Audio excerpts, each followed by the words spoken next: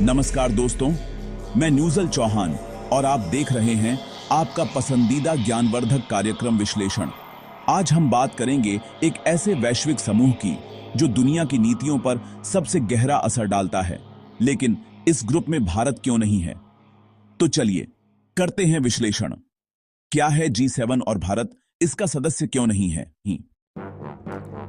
G7 यानी group of 7 यह दुनिया के 7 सबसे ताकतवर, अमीर और विकसित देशों का समूह है। इसकी स्थापना 1975 में की गई थी, जब विश्व की अर्थव्यवस्था में अस्थिरता थी और जरूरत थी आपसी संवाद की। इस समूह में शामिल हैं America, Britain, France, Germany, Italy, Japan और 1976 में इसमें जुड़ा कनाडा। G7 का मुख्य उद्देश्य है वैश्विक अर्थव्यवस्था पर चर्चा करना, जलवायु परिवर्तन से निपटना, साइबर सुरक्षा और ऊर्जा सुरक्षा पर रणनीति बनाना और अंतरराष्ट्रीय शांति के लिए सहयोग करना। हालांकि यह कोई औपचारिक संस्था नहीं है, लेकिन इसका प्रभाव दुनिया की राजनीति और नीतियों पर गहरा पड़ता है।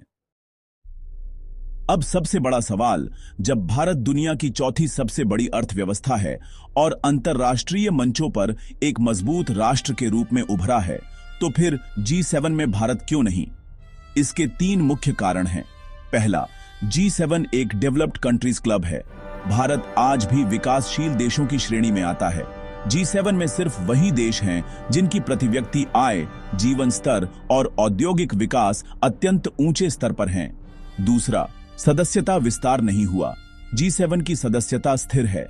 यह कोई संयुक्त राष्ट्र जैसा संगठन नहीं है जिसमें नए देशों को औपचारिक रूप से जोड़ा जाता है। इसके सदस्य देश आपसी सहमति से ही नए देशों को बुलाते हैं। तीसरा, राजनीतिक रणनीति। G7 में अमेरिका और यूरोपीय देशों का वर्चस्व है। भारत जैसे देशों को स्थायी सदस्य बनाना संतुलन को बदल सकता है, जिसे कई देश अभी स्वीकार नहीं करना चाहते। फिर भी भारत को नजरअंदाज नहीं किया जा सकता। हाल के वर्षों में भारत को कई G7 शिखर सम्मेलनों में गेस्ट कंट्री के तौर पर आमंत्रित किया गया है। 2022 में जर्मनी ने, 2023 में जापान ने और 2024 में इटली ने भी भारत को आमंत्रित किया।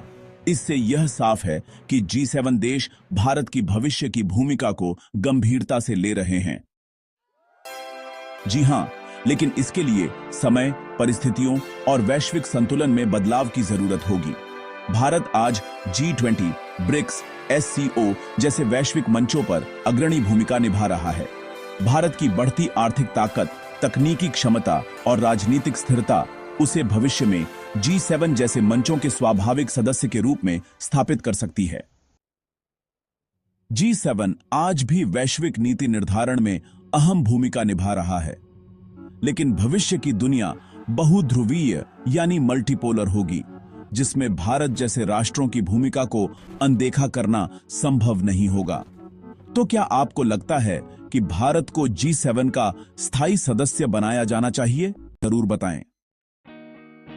अगर आपको यह विश्लेषण पसंद आया हो तो वीडियो को लाइक करें, शेयर करें और हमारे चैनल को सब्सक्राइब करना न भूलें। फिर मिलेंगे एक और नई वैश्विक सच्चाई के साथ। तब तक के लिए मैं न्यूजल चौहान कार्यक्रम विश्लेषण से विदा लेता हूं। धन्यवाद।